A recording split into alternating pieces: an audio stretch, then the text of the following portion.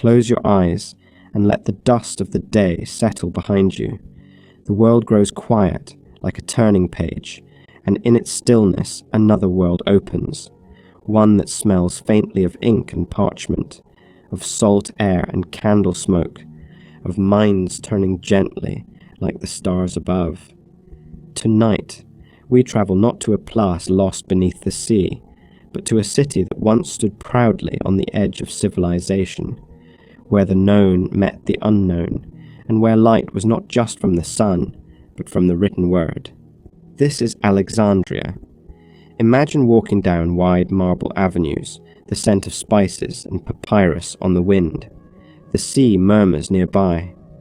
Torches flicker along colonnades. Somewhere in the heart of the city, a great library breathes in silence. Its shelves stretch endlessly, holding words from every corner of the ancient world. Every scroll is a voice, every chamber a memory. This is not just a library, it is the library, a beacon of knowledge, a sanctuary of learning, created with the dream that no thought should be lost, no story left unread. But dreams, like cities, can crumble, and what was once the brightest flame of knowledge would one day flicker and vanish into ash and myth. We know little for certain, how large it was, what was truly kept within, who destroyed it, or if it simply faded. But still we wonder, still we grieve, still we dream of shelves we'll never see.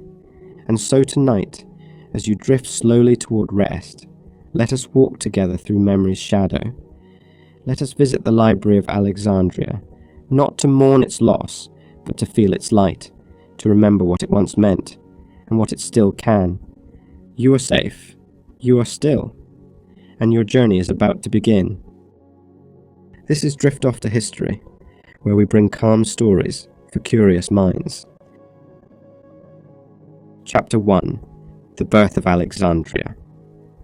To understand the library, we must first return to the beginning, to the city that cradled it. Long before scrolls lined its shelves, long before fire and time took their toll, Alexandria existed as an idea in the mind of a man who saw more than borders and battles. That man was Alexander of Macedon, known to the world as Alexander the Great. He was young, only in his early 20s, yet already the ruler of one of the largest empires the ancient world had ever known. His conquests stretched from Greece to Egypt, from Persia to the edges of India. But Alexander was not merely a warrior. He was also a student of philosophy, a lover of learning, a man who saw in conquest not just power, but possibility. In the year 331 BCE, Alexander arrived in Egypt. The land had welcomed him as a liberator, casting off Persian rule. And on the northern coast, along the sunlit edge of the Mediterranean, he saw something, a vision perhaps. The site was a small fishing village called Rakotis, nestled between the sea and Lake Mariotis. The harbour was natural, the winds favourable, the location perfect for trade. But Alexander imagined more than a port. He saw a city that could stand as a symbol of unity between the East and the West, a city that would bear his name, a city destined for greatness. He drew its outline in the sand, streets in a perfect grid, walls enclosing it like open arms, a causeway stretching out to the nearby island of Pharos. That island would one day hold a lighthouse, one of the 7 wonders of the ancient world. But even now, it was already part of the dream. Alexander's vision was precise, geometric, grand. Not just functional, but philosophical, a city designed to reflect order, harmony, and the meeting of worlds. He would not live to see it completed. Only 8 years later, he died far from Egypt, his empire left to his generals. But his vision did not fade. It passed into the hands of Ptolemy, one of his most trusted commanders, who declared himself pharaoh and made Alexandria the capital of his new Egyptian Greek dynasty. Under Ptolemy I and his descendants, Alexandria began to grow, not just in size but in soul. White stone buildings rose along wide avenues. Statues of gods and philosophers stood in plazas. The streets echoed with a dozen languages: Greek and Egyptian, Phoenician and Hebrew, Aramaic and Persian. Traders filled the markets with silk and spices, wine and papyrus. Sailors docked in the harbours with scrolls wrapped carefully among their cargo. And at the centre of it all, something extraordinary began to take shape. A new kind of sanctuary, a temple not to the gods, but to the mind, a library. But before we reach those shelves, pause for a moment and listen. Can you hear it? The soft shuffle of sandals on stone, the lapping of waves against the harbour walls, the gentle rustle of wind in palm leaves. Alexandria was alive, not just with noise, but with purpose. It was a city of firsts, the first planned metropolis of the Hellenistic world, the first place where East and West truly met in dialogue, a city where poets and engineers, astronomers and translators all walked the same streets and gazed at the same stars. This was a place designed for greatness, not only in wealth or conquest, but in thought. It offered something rare in the ancient world: stability, diversity, and a deep respect for knowledge. Ptolemy and his heirs would nurture that spirit, laying the foundations not just for a city, but for a legacy that would echo through centuries, one that we still speak of, even in whispers, even in dreams. The Library of Alexandria did not rise by accident. It was born of vision, of intention, and of hope. It was built in a city designed to be a bridge between continents, between cultures, between past and future. And though time has clouded the details and the stones have long since crumbled, the feeling of Alexandria remains. It is there in every library that opens its doors to all, in every archive that preserves a forgotten tongue, in every quiet room where learning is treated as sacred. Tonight, we return to the moment before the first scroll was shelved, when the city still shimmered with newness and anything felt possible, before the fires, before the silence. We return to Alexandria's beginning, not just as a place, but as a promise. Chapter 2: Building the Greatest Library on Earth. In the heart of Alexandria, just beyond the marble avenues and the bustling harbours, something extraordinary was taking shape. A sanctuary, not of worship, but of wisdom. A structure unlike anything the world had seen before. This was not a place of silence alone.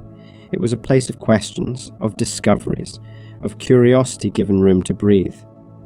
The dream began with Ptolemy I, the former general of Alexander who now ruled Egypt.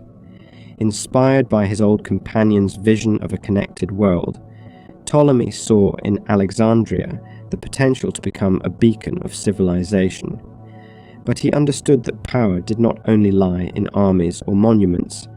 It lay in knowledge, in the collected thoughts of humanity.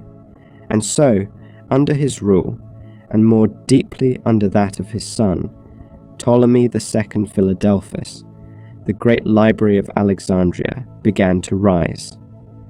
The building was more than just shelves and scrolls. It was part of a vast institution called the Mouseion, the Temple of the Muses. This was not a museum in the modern sense, but a grand academy. Within its walls lived poets and scientists, historians and mathematicians. It was a home, a university, a sanctuary for the mind. The Mouseion offered food, lodging, and a stipend to its scholars. All they needed to do in return was think and write. The library itself may have stood nearby, within the royal quarter of Alexandria. Its architecture is lost to time, but accounts speak of columns and reading rooms, lecture halls, and shaded gardens. Some believe there were multiple branches across the city, one of them, perhaps within the Serapeum, a temple complex dedicated to the Greco-Egyptian god Serapis. But it was the scrolls that made it legendary. The goal was breathtaking in its ambition to collect every book ever written, every scroll, every idea, every language. Ptolemaic agents were sent across the known world to acquire texts, by trade, by gift, even by copying. Ships docking in Alexandria's harbours were searched for scrolls. Originals were seized, copied by scribes, and returned. Sometimes, other times, the library kept the original, sending back only the copy. It's said the collection may have reached over 400,000 scrolls, perhaps even double that. Subjects range from medicine to mathematics, astronomy to agriculture, history to poetry. There were texts in Greek, Egyptian, Hebrew, Persian, Sanskrit. Translations were commissioned, including what may be the earliest Greek version of the Hebrew Bible, the Septuagint, produced by Jewish scholars in Alexandria. The library wasn't just preserving the past, it was expanding it. Scholars experimented, hypothesized, debated. Eratosthenes, a librarian here, famously calculated the Earth's circumference with remarkable accuracy using nothing but shadows and geometry. Others studied human anatomy, charted the stars, developed literary criticism, and refined the scientific method long before it had a name. It was a golden age of learning where no question was too large and no answer final. And it all happened quietly. There were no crowds cheering outside, no trumpets sounding, only the scratch of pens on parchment, the slow breathing of knowledge, unfolding word by word. But such ambition also brought tension.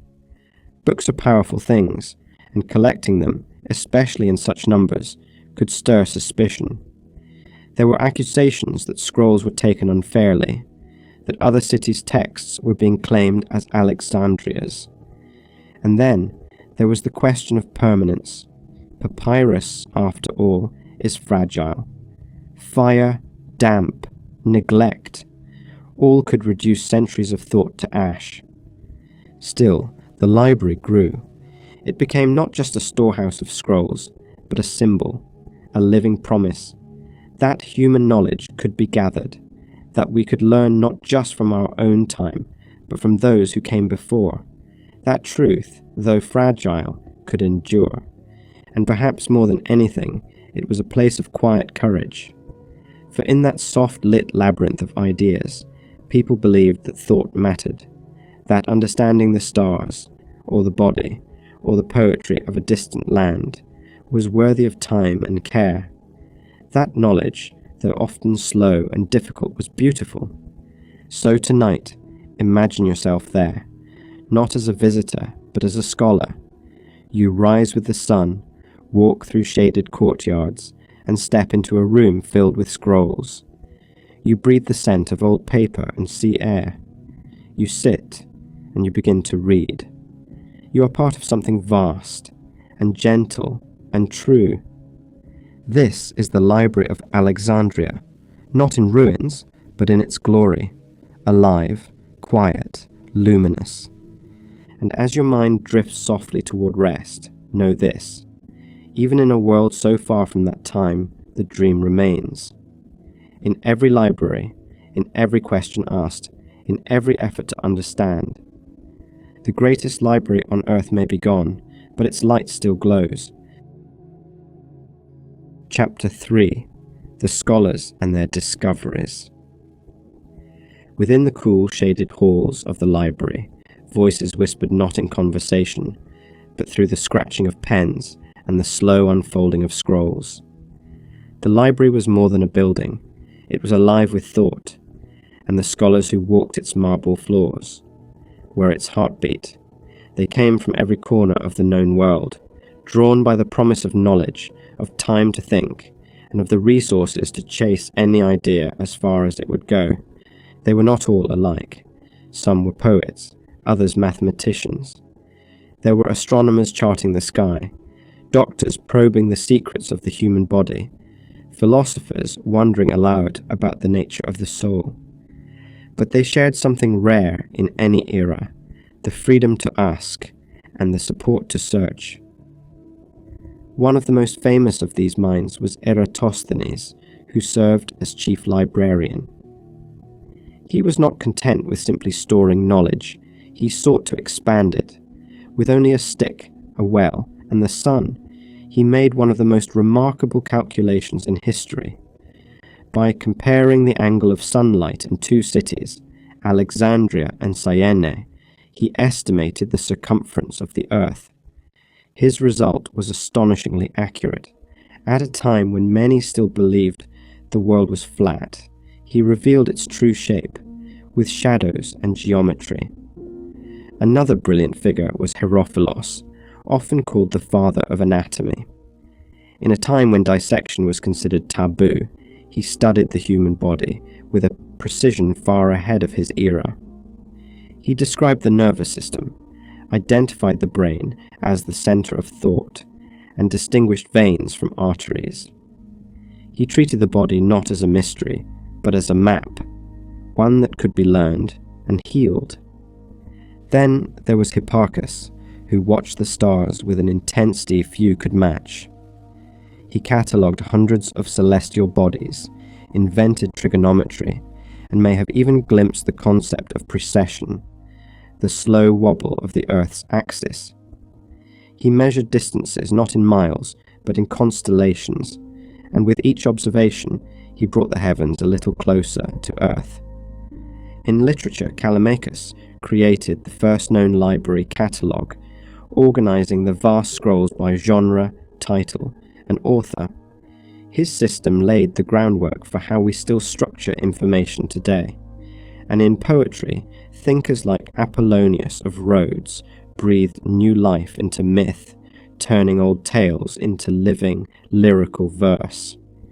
These weren't isolated geniuses. They were part of a vibrant, buzzing intellectual community. Ideas didn't just sit on shelves. They passed from hand to hand, were debated in courtyards, refined over meals. There was energy in the air, a hum of minds in motion. And while many of the names have faded, their influence lingers. The scientific method, medical ethics, astronomical charts, literary analysis, so much of what we now take for granted was nurtured in places like this, in rooms lined with scrolls, in the flickering light of oil lamps, in the patient work of scholars who believed that understanding the world was worth a lifetime of effort. Of course, there were limits. Women, for the most part, were excluded. Much of the world lay beyond the library's reach. Entire cultures, stories, and sciences left outside its walls. But within its sphere, it pushed boundaries. It tested what was known. It preserved what might otherwise have vanished. And as night fell over Alexandria, you could walk past the library and hear it, quiet, steady, alive. The sound of a page turning, a question being asked, a thought taking shape. Imagine now that you are among them. You rise early, drink watered wine, and walk beneath the colonnades. You pass scribes hunched in thought, young students reading aloud, philosophers gesturing with quiet intensity. You enter the library, your sandals tapping gently on the stone. You retrieve a scroll, not for duty, but for wonder. And you read. There is no deadline, no noise, just thought unfolding slowly. It is a world where knowledge is not a means to an end, but an end in itself, where you are not measured by wealth or strength, but by how gently and curiously you hold a question. In our world of speed and noise, that vision feels like a lullaby, a reminder of something soft and beautiful, that the pursuit of wisdom, done in peace, can be enough. So as your breath slows and your thoughts grow dim, know that in the soft glow of Alexandria, minds once wandered like yours. Not to escape the world, but to understand it. The scholars are long gone, but their discoveries still drift through time, like smoke from an ancient lamp, still glowing, still warm. Chapter 4. the mystery of its destruction. It is perhaps one of the greatest ironies of history that the Library of Alexandria, built to preserve knowledge, has left behind so many questions of its own. Chief among them, how did it end? There is no single answer, no clear moment we can point to and say, here, the flame was lit and the library was lost. Its fall is a mystery cloaked in shadows, veiled in myth and softened by time. But the stories remain, flickering like embers in the dark. One tale begins in the year 48 BCE, during the siege of Alexandria. Julius Caesar, caught in the heart of a civil war, ordered his ships in the harbour to be set ablaze to block the Egyptian fleet. The fire spread. How far we cannot know. Some say it reached the docks and then leapt across to the warehouses, and then, tragically, to the library itself. Ancient sources differ.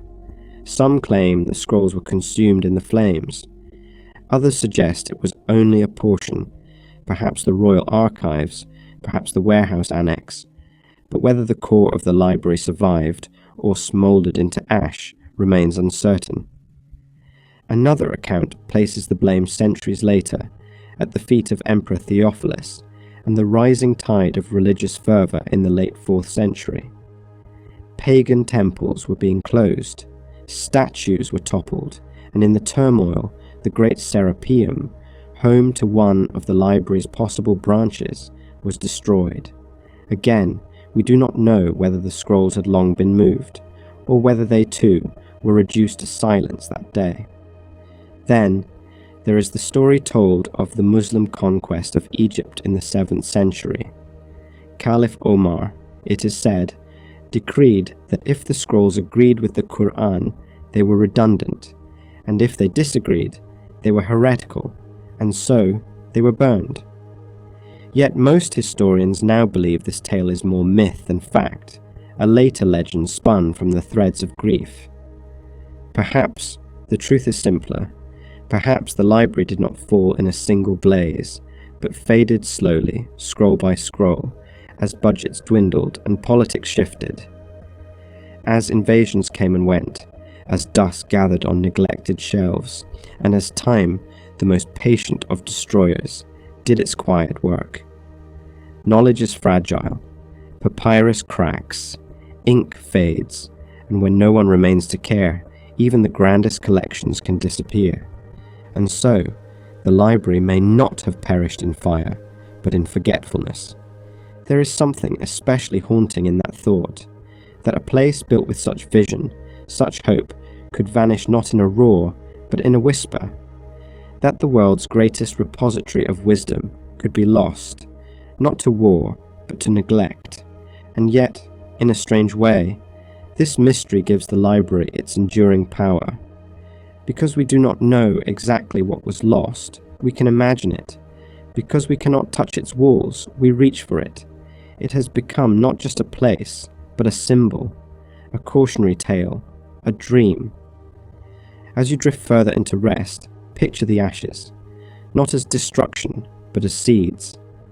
Each whisper of smoke curling into history, carrying stories, fragments, questions that now live inside us. The library may be gone, but the longing for what it held remains. We grieve for its loss, but in doing so, we honour what it stood for. And so the silence that followed its fall is not empty. It is full of wonder, of possibility, and of the soft hum of pages that might have been. Chapter 5. What was lost?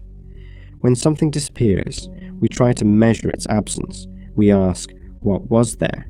What was taken? But with the Library of Alexandria, no catalogue survives, no ledger of titles, no list of scrolls neatly recorded and preserved, and so, what was lost cannot be fully known. It can only be imagined, and in that imagining, we feel the true weight of its absence, and that, perhaps, is the heaviest part of all. Imagine the poems. Entire collections penned in languages now lost to time. Stories whispered by firelight in distant lands. once captured in ink, now gone without trace. There may have been comedies that softened the hearts of kings, tragedies that stirred tears in empires long turned to dust, books that could have changed the way we think about life, love, the stars, the soul. Imagine the scientific treatises, scrolls filled with early hypotheses about gravity, disease, or the motion of planets. What if someone had glimpsed the foundations of modern physics? What if a physician had documented treatments we've only now begun to rediscover?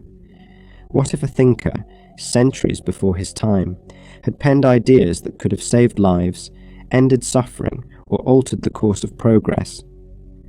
Consider the voices of women, poets, philosophers, astronomers, whose names we will never know.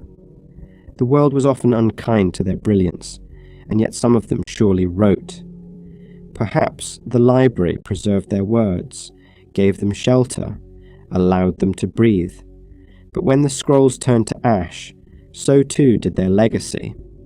We cannot mourn what we never knew, but we can feel its absence, deep and silent. There may have been maps charting unknown lands, grammar guides to now dead languages, travelogues from forgotten cultures. Think of what those scrolls might have shown us, about people, about migration, about trade, about unity.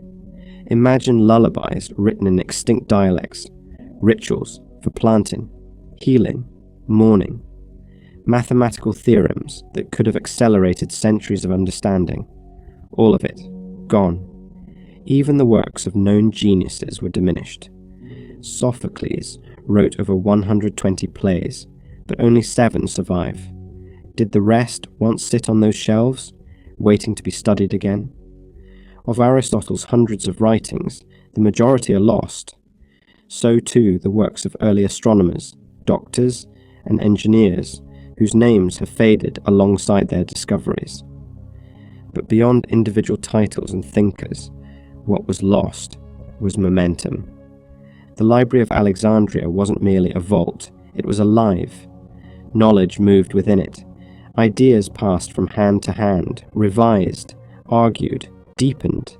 The destruction of that environment was not just the loss of old thought, but the severing of a living chain of conversation. It's easy to imagine progress as a straight line, but it isn't. It's fragile. It's a thread, passed from one hand to the next. When that chain breaks, when knowledge is not protected, entire ages can fall into shadow. And perhaps that's what Alexandria shows us most clearly, that ideas, even great ones, can disappear. That truth, once found, must be held carefully. That the pursuit of knowledge is not just a luxury, it's a responsibility. But there is something else here too, something beautiful. Because the library was so vast and so deeply woven into human ambition, its loss gave rise to something profound, reverence. We do not remember it only as a place. We remember it as a hope. It became a symbol of everything we dream knowledge can be. Unified, protected, shared freely, pursued with humility. Its fall left a silence, but not an emptiness, a space where awe still lingers, a reminder of the heights we once reached, and an invitation to climb again. And so, as you lie still now, wrapped in the soft quiet of night, consider this. The library is gone, yes, but its dream still moves through us, in every school, in every quiet corner of study, in every library, great or small, its echo remains. You are part of that. By caring, by wondering, by seeking out stories like this, you help keep that light alive. What was lost may never be fully known, but what it stood for, that is still within reach. Let it stay with you now, this gentle grief, this quiet honor. Let it settle like dust on your thoughts as you drift into sleep. And know that some things, though fragile, never truly vanish. Chapter 6. The Legacy of the Library. Though its walls have long crumbled and its scrolls returned to the dust, the Library of Alexandria did not vanish entirely.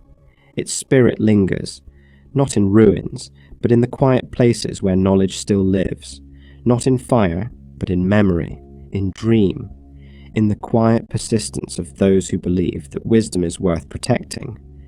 The library's physical presence is gone, but its legacy moves through the ages like a current, subtle but steady. In every effort to preserve truth, to share learning, to open minds across generations, its heartbeat can still be felt.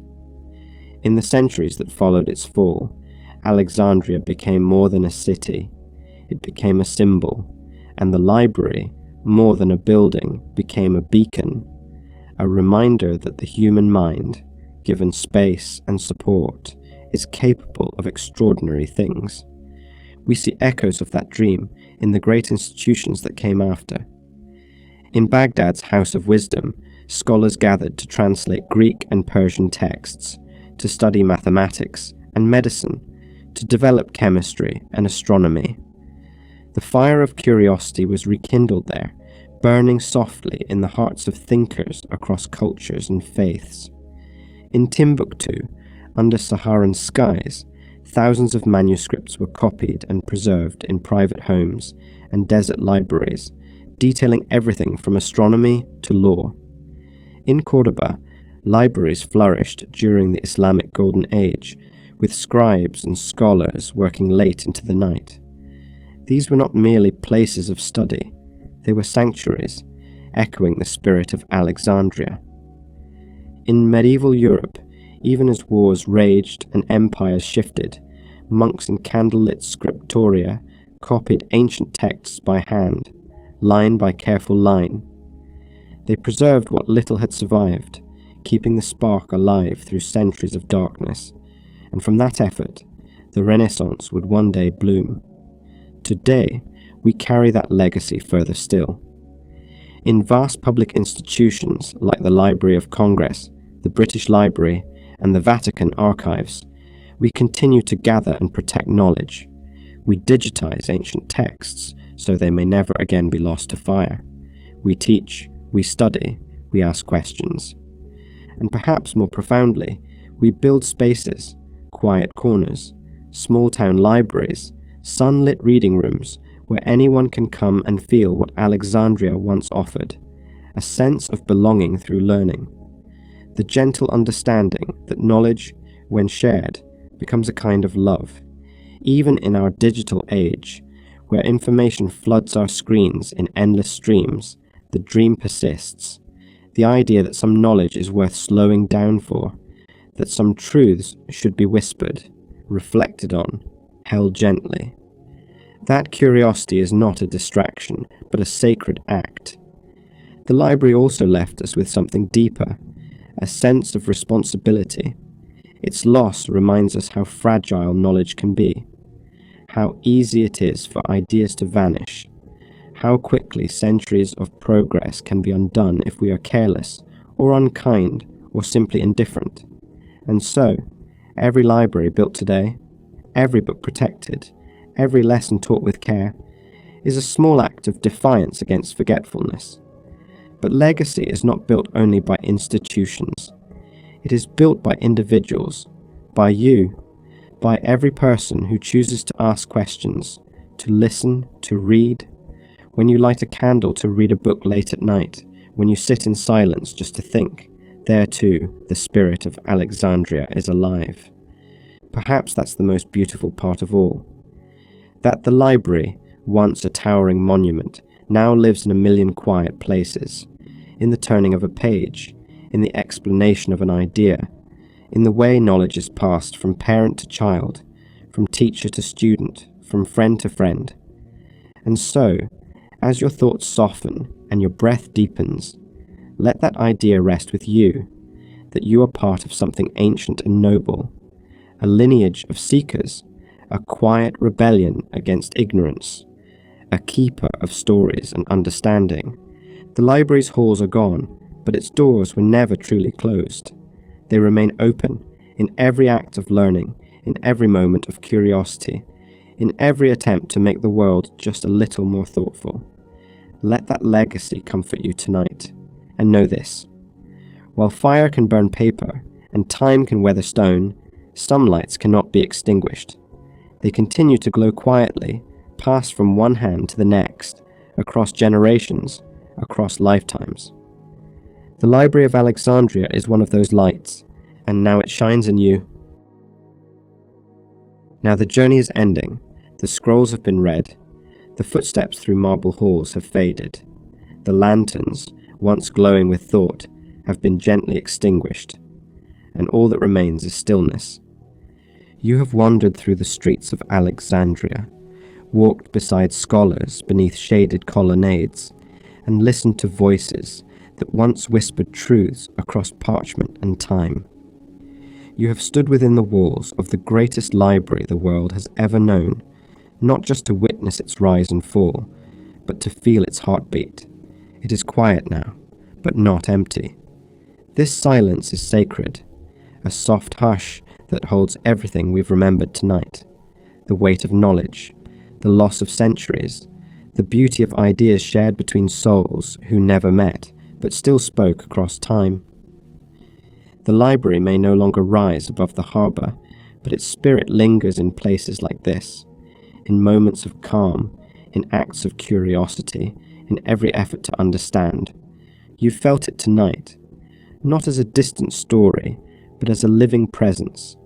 You've remembered not just what was lost, but why it mattered, and perhaps, in doing so, you've become a part of it too. Because in this quiet, something stirs, a connection to the minds that came before you, to the questions they asked, to the truths they chased, not for power, not for fame, but simply because they wanted to know, because learning was its own kind of peace, and that peace is with you now. You are safe, you are still. The stories of the past have wrapped themselves around you like a soft blanket, woven from candlelight and wind, from ink and imagination.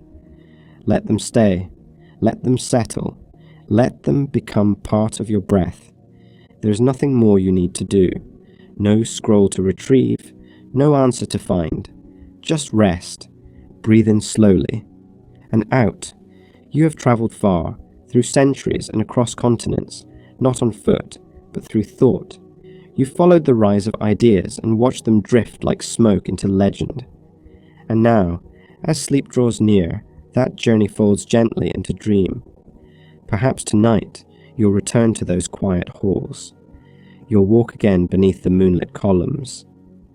Hear the rustle of parchment, smell the sea mingled with ancient ink. You'll sit with the scholars, not to speak, but simply to be, to feel what they felt, a moment of wonder, held in stillness. The library sleeps, and so may you. But when you wake, the story does not end. Every moment you wonder, every time you seek, every act of kindness born from understanding, these too are echoes of Alexandria. You are its legacy now. So close your eyes if you haven't already. Let your thoughts become quiet. Let them drift with the tide, like forgotten scrolls returning gently to the shore. You are not alone, you never were. And in the quiet after learning, in the hush that follows wonder, there is peace. Good night,